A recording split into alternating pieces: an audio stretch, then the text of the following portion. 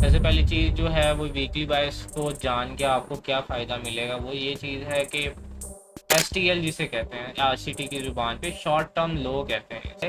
तो इस कंडीशन को आप क्या कहते हो, ओवर सोल्ड कंडीशन कहते हैं। डेज हैं हमारे पास न्यूयॉर्क सेशन का, लंदन ओपन, ठीक है, और डिस्ट्रीब्यूशन का सारा जो रोल है वो आया। तो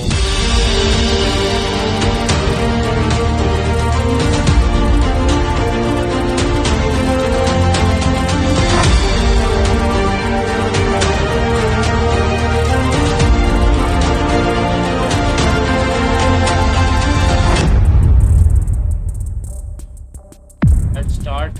हमारे पास टॉपिक है आज वीकली बायस क्या होता है और वीकली बायस को हम कैसे एक वीक में निकाल सकते हैं और उसे यूज़ कर सकते हैं। ठीक है, वीकली बायस निकालना बहुत ही इजी है, लेकिन बहुत ही ज़्यादा जो ट्रेडर्स हैं वो डिटेल माइंड से या वीकली बायस को निकालते हैं और डेली बायस को निकालते हैं। दोनों चीज़ें इसमें हम सही करेंगे कि आप स्मार्ट मनी के कॉन्सेप्ट से कैसे एक वीकली बायस को या फिर एक वीकली ट्रेंड को पकड़ सकते हो। सबसे पहली चीज़ जो है वो वीकली बायस को जान के आपको क्या फ़ायदा मिलेगा, वो ये चीज़ है कि आपको इसमें हेल्प मिल सकती है कि आप अपनी ट्रेड को कैसे मैनेज कर सकते हो एक वीक में, अगर तो आप स्विंग ट्रेडिंग के पर्सपेक्टिव से देखते हो। और दूसरी चीज़ कि आपने अगर इंटरडे ट्रेडिंग करनी होती है तो इंटरडे ट्रेडिंग में भी आपको वीकली बायस बहुत ही इंपॉर्टेंट, बहुत ही यूज़फुल रहता है, क्योंकि अगर आप एक दफ़ा वीकली बायस कर लेते हो तो उसके बाद आपको ज़रूरत नहीं पड़ती कि आपने इंटरडे के लिए और चीज़ें देखनी होती हैं। ठीक है, तो सबसे पहले चलते हैं कि इंट्राडे ट्रेडिंग वीकली बायस में हमारे पास प्रिसीजन का क्या काम होता है और वीकली बायस को हम ज़्यादातर कैसे यूज़ करते हैं। सबसे पहले जो है वो की टू शॉर्ट टर्म ट्रेडिंग है। ठीक है, align with the high time frame direction. जब आपके पास हाई टाइम फ्रेम की डायरेक्शन जो है, जैसे वीक की डायरेक्शन जो है वो डेली के साथ अगर मैच आउट हो जाती है तो आपके पास एक अच्छा एनालिसिस निकल के भी आता है और आप एक अच्छा प्रॉफिटेबल ट्रेडिंग भी कर सकते हो इस पर। तो बेसिकली हमारा एंड गोल तो ट्रेडिंग ही है एट द एंड, लेकिन चार्ट एनालिसिस करना ज़रूरी है। एनालिसिस के बगैर ट्रेडिंग नहीं की जा सकती, तो इसी वजह से वीकली बायस को जानना बहुत ज़रूरी है। मार्केट की प्रोफाइल में देखें तो हमारे पास मार्केट की प्रोफाइल दो तरह की होती है। जैसे हमारे पास बुलिश वीक्स होते हैं और बेरिश वीक्स होते हैं। बुलिश वीक्स में ना फोकस किया जाता है वीकली लो पे और formation of early in the week में। ये क्या चीज़ है मैं एक्सप्लेन करता हूँ, हम आगे चलते हैं तो एक्सप्लेन मैं करता हूँ इस चीज़ को। और उसके बाद हमारे पास बेरिश प्रोफाइल आती है, बेरिश प्रोफाइल को भी हम आगे देखेंगे। सबसे पहली चीज़ जो हमारे पास एक वीकली बायस होता है उसमें क्या चीज़ करनी होती है, उसमें सबसे पहले ये जो आपको साइड नज़र आ रही है यहाँ से यहाँ की लाइन, ये हमारे पास संडे की कैंडल्स हैं। ठीक है, संडे की जो हमारे पास कैंडल्स की रेंज लगती है वो यहाँ पे, यहाँ से यहाँ। ठीक है, तो बात ये है कि आपके पास संडे की कैंडल को देखना बहुत ज़रूरी है। ठीक है, उसके बगैर आप वीकली बायस को नहीं आइडेंटिफाई कर सकते।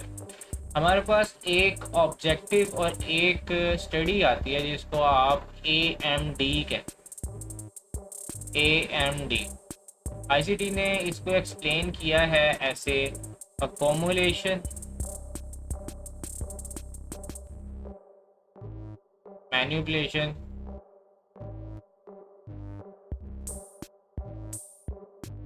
And distribution.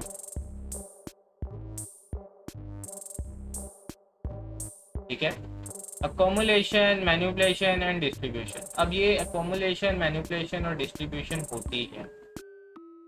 सबसे पहले जब हमारे पास वीक खुलता है, यहाँ से वीक की एक कैंडल बनी जो कि आपको ये ग्रीन कैंडल नज़र आ रही है, एक वीक की कैंडल बनी, तो कैंडल ने क्या किया, कंसोलिडेशन की। और मार्केट में कंसोलिडेशन करने के बाद क्या किया गया, मार्केट को थोड़ा सा नीचे को गिराया गया, थोड़ा सा नीचे को गिराया गया। अब जो ये नीचे वाला मूव आया है, इस मूव को आप मैनिपुलेटिव मूव कहते हो।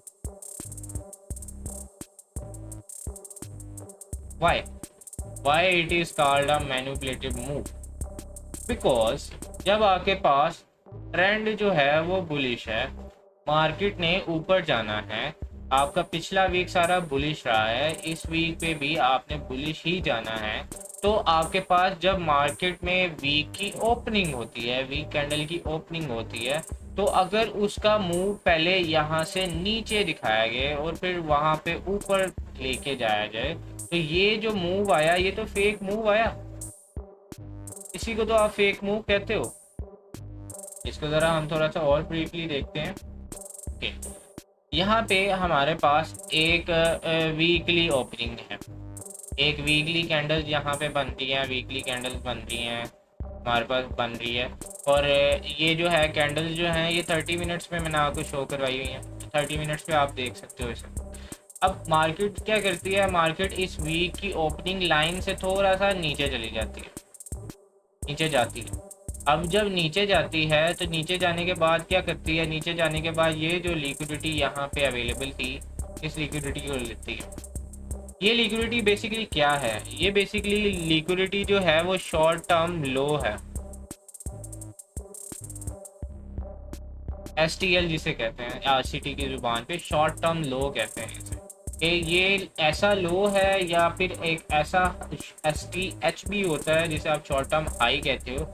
शॉर्ट टर्म हाई और शॉर्ट टर्म लो वो हमारे पास दो लेवल्स होते हैं जहाँ पे मार्केट जो है वो सिर्फ और सिर्फ अपनी एक इनिशियल स्टार्टिंग देती है और वहाँ पे लिक्विडिटी अवेलेबल होती है और मार्केट ने वहाँ पे लिक्विडिटी देनी होती है, लिक्विडिटी को लेके मार्केट जो है वो वापस रिवर्स करती है। तो हमारे पास जो STL का कॉन्सेप्ट है, STL का कॉन्सेप्ट हमें ये बताता है कि यहाँ पे जो लिक्विडिटी थी मार्केट ने इस मूव को यूज़ करके वो लिक्विडिटी ले ली और वापस अब क्या करेगी मार्केट, वापस अब मार्केट जो है वो अपनी एक जो ट्रेंड की डायरेक्शन है वो उस डायरेक्शन में चली जाएगी।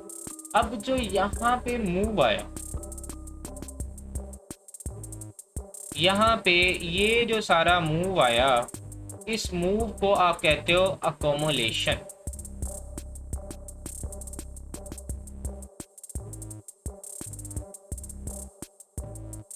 और जो आपके पास ये वाला सारा मूव आया, ये जो सारा मूव है, इस मूव को आप कहते हो मैनिपुलेशन। और ये जो आगे पास मूव के बाद ये सारा मूव आता है, इस सारे मूव को आप कहते हो डिस्ट्रीब्यूशन।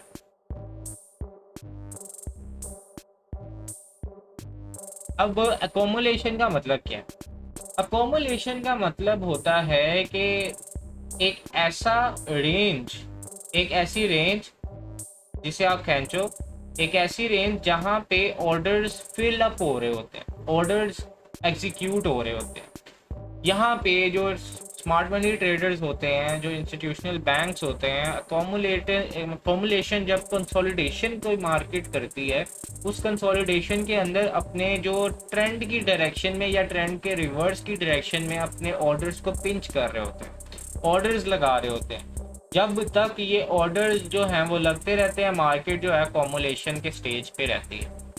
मैनिपुलेशन ये होती है कि मार्केट में जो अर्ली हमारे पास बायर या सेलर्स आते हैं, यहाँ पे अर्ली जो बायर्स आए हैं, अर्ली बायर्स को आउट करने के लिए मार्केट जो है वो एक मैनिपुलेटिव मूव देती है। डिस्ट्रीब्यूशन का मतलब होता है होल्डिंग, ठीक है। मार्केट जो है इस लेवल पे स्मार्ट मनी ट्रेडर्स जो हैं वो होल्डिंग करते हैं बेसिकली। तो होल्डिंग से बेसिकली क्या होता है, होल्डिंग से ये होता है अपनी जो एक पोजीशन यहाँ पे उन्होंने बिल्ड की हुई है, यहाँ पे SL लगा के ये एक TP लगाया हुआ है, वो यहाँ पे अपने पोजीशन को मैप आउट होने देते हैं। तो ये सारा जो कॉन्सेप्ट है, इस सारे कॉन्सेप्ट को आप अकोमोलेशन, मैनिपुलेशन, डिस्ट्रीब्यूशन कहते हो। इसको शॉर्ट वर्ड में ICT की जुबान में AMD कहा जाता है। अब यहाँ पे AMD क्यों यूज होगा और ये AMD कैसे यूजफुल है? हमारे पास अगर तो मार्केट जो है वो बुलिश है और हमें पता है कि मार्केट ने वीकली प्रोफाइल जो हमें देनी है या वीकली जो कैंडल बनानी है वो हमें बुलिश कैंडल बनानी है, तो मार्केट में जो बुलिश कैंडल बनेगी उसकी जो हमारे पास बॉडी होगी, उसकी बॉडी होगी यहाँ से लेके यहाँ तक, ये सारी बॉडी होगी, ठीक है। और ये जो एक छोटा सा मूव आया, इस मूव को आप कहते हो मैनिपुलेटिव मूव, जिसको आप लोअर विक कहते हो, ठीक है। इसको कहते हो आप डिस्ट्रीब्यूटिव मूव। और ये जो मूव होता है, ये मूव होता है उस वक़्त के जब आपके पास मार्केट में जो इंस्टीट्यूशनल बैंक्स होते हैं वो अपनी जो लॉन्ग पोजीशन यहाँ से ली थी, उन लॉन्ग पोजीशन के या तो पार्शल्स ले रहे होते हैं, पार्शल्स का मतलब कि प्रॉफिट बुक कर रहे होते हैं, या फिर वो आपके पास अपनी जो ट्रेड्स हैं उन्हें क्लोज कर रहे होते हैं। तो मार्केट में क्या आता है, सेलिंग प्रेशर आता है, सेलिंग प्रेशर आता है, सेलिंग प्रेशर आता है, और मार्केट में जो विक है वो यहाँ से यहाँ बन जाती है और बॉडी जो है वो यहाँ तक सस्टेन रहती है। अकोमुलेशन यहाँ पे इस स्टेज पे हुई, मैनिपुलेशन इस स्टेज से नीचे हुई, और उसके बाद जो ये सारा मूव आया ये हमारे पास डिस्ट्रीब्यूटिव मूव। सिंपल वर्डिंग में मैंने आपको समझाया, इसमें कोई एक बड़ी चीज़ करने की ज़रूरत नहीं है, यही तक कॉन्सेप्ट है ये। अब इसके बाद के हमारे पास संडे ओपनिंग प्राइस का क्या एक बेनिफिट है और उसका रोल क्या है, ठीक है।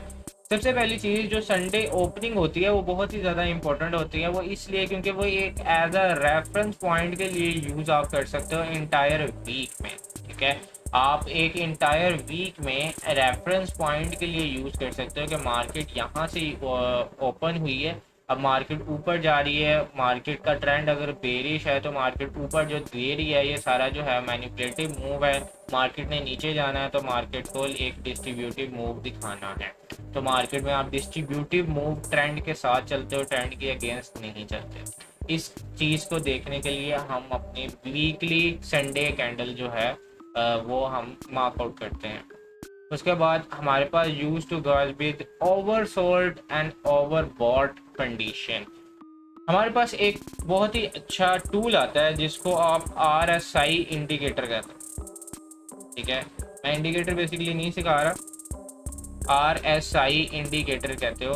RSI इंडिकेटर बेसिकली क्या होता है, एक आपके पास 0% की लाइन होती है, उस 0% की लाइन के ऊपर हमारे पास क्या होता है, जितनी मार्केट ऊपर जाती रहती है, इजी वर्डिंग में, बिगिनर फ्रेंडली वर्डिंग में आपको मैं ये बता रहा हूँ कि हमारे पास जितना ऊपर चली जाती है मार्केट जो है वो ओवरबॉट हो जाती है। इस चीज़ को आप ओवरबॉट कहते हो।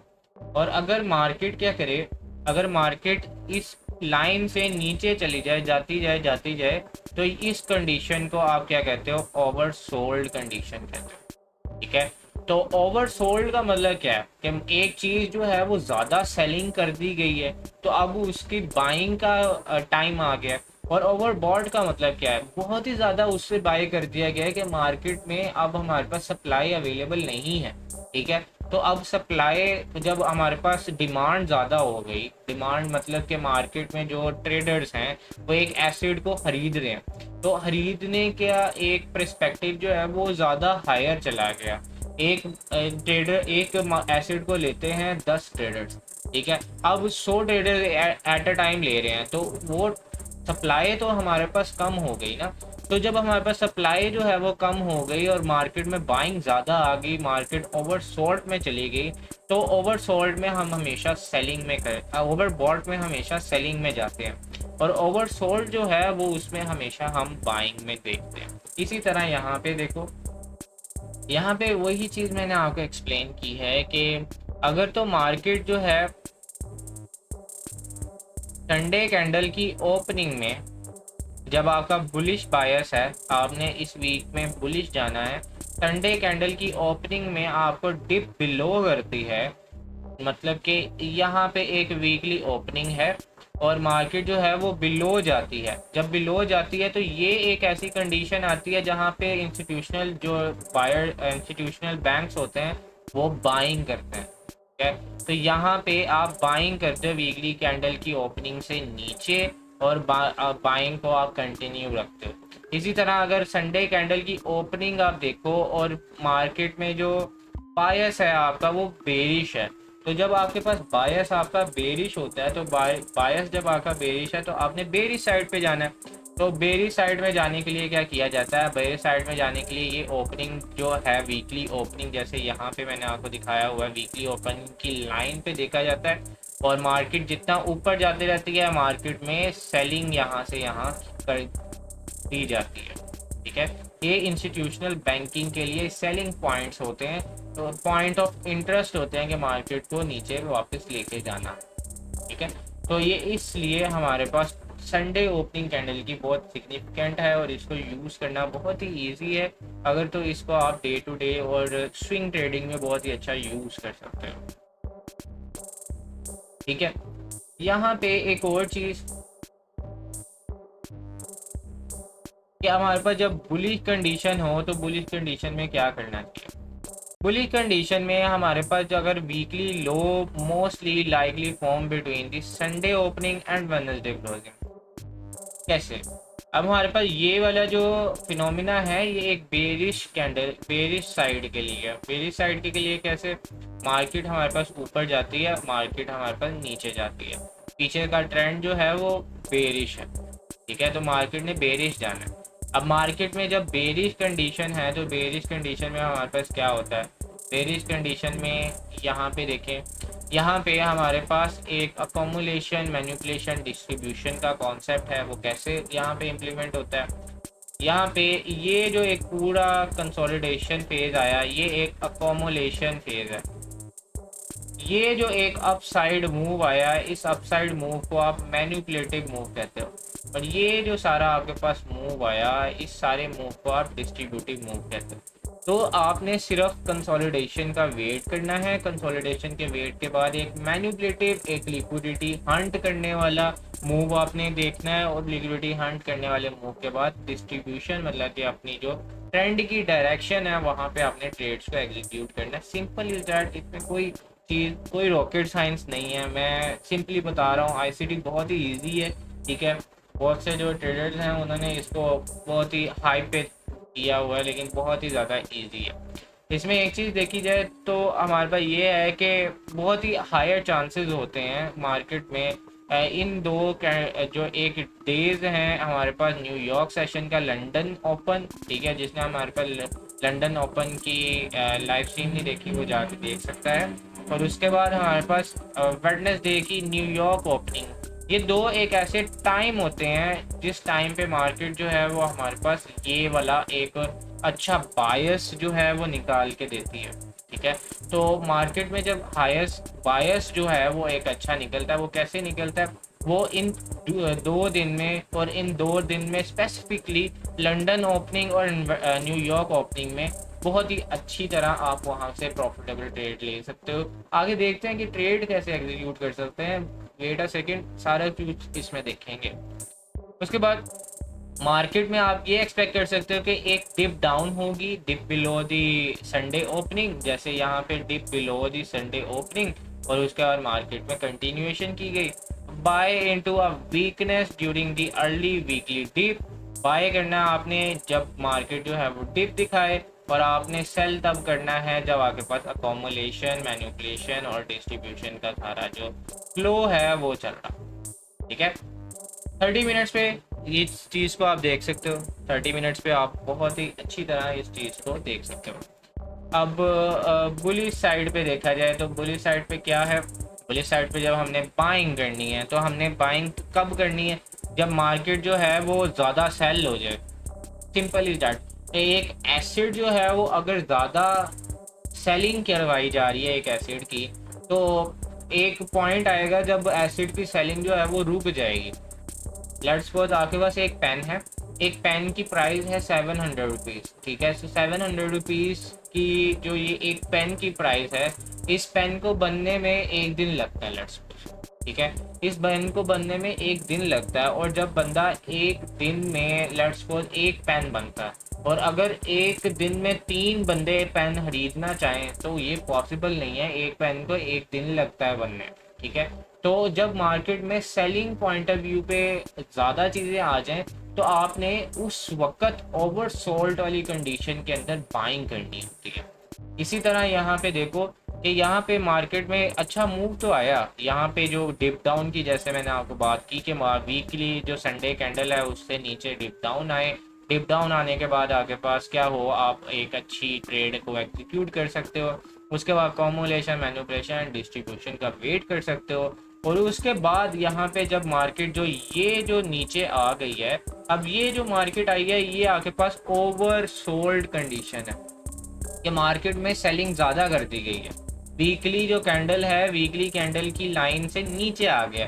तो अब ये एक इंस्टीट्यूशनल पर्सपेक्टिव से एक ऐसा जोन है जिसमें आप आइडियल बाइंग कर सकते हो। यहाँ पे बाइंग की जाए और एक अच्छे लेवल से वापस सेलिंग की जाए। ठीक है, जैसे यहाँ पे फेयर वैल्यू गैप है, इस फेयर वैल्यू गैप से वापस अपनी सेलिंग की जा सकती है।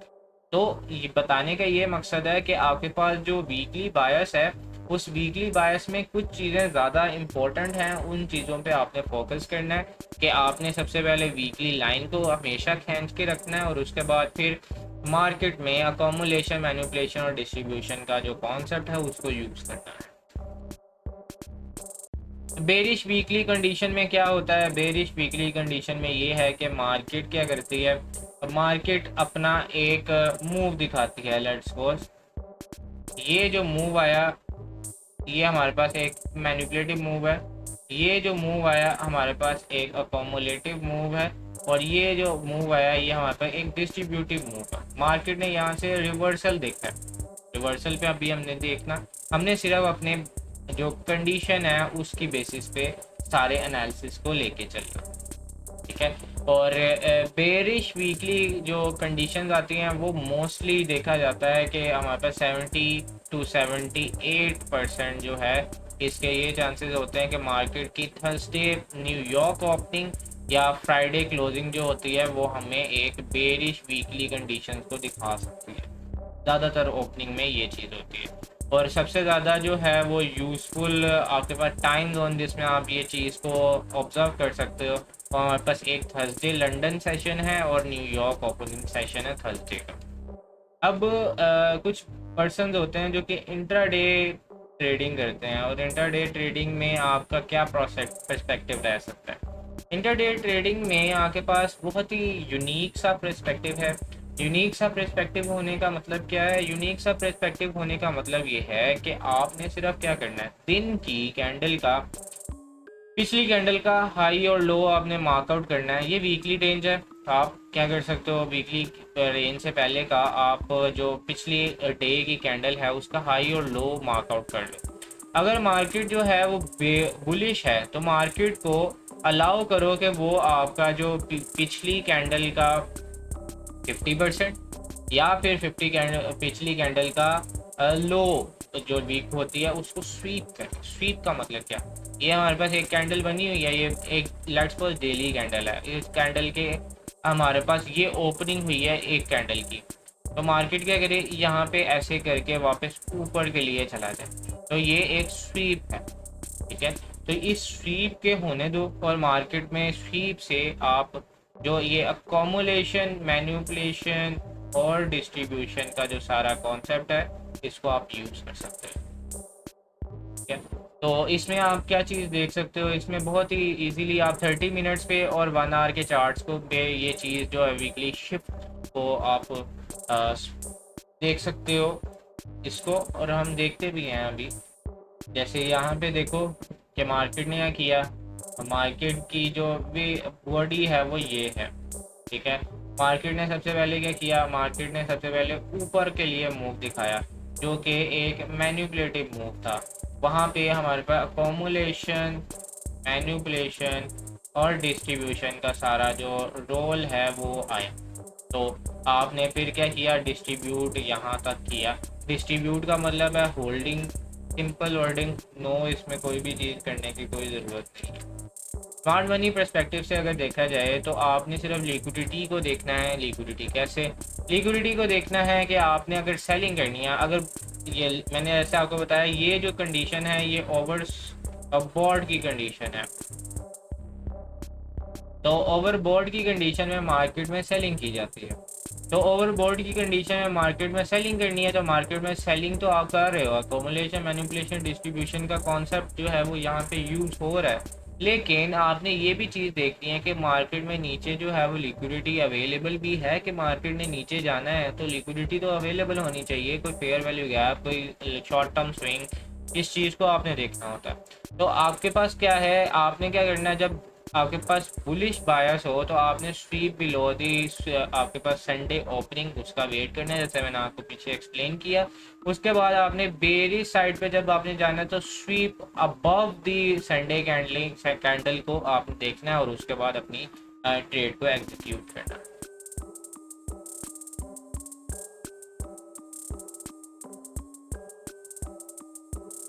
अब ट्रेड को मैनेज कैसे करना, ठीक है, ये बहुत ही कॉमन क्वेश्चन है कि ट्रेड तो बहुत बंदा ले लेता है, लेकिन उसको मैनेज करना बहुत ही इंपॉर्टेंट होता है। अगर वीकली बायस स्विंग ट्रेडिंग में अगर कोई पर्सन आ रहा है तो वीकली बायस में ये चीज़ होती है कि आपने सबसे पहले अपने 100 पिप्स को मूव करना होता है।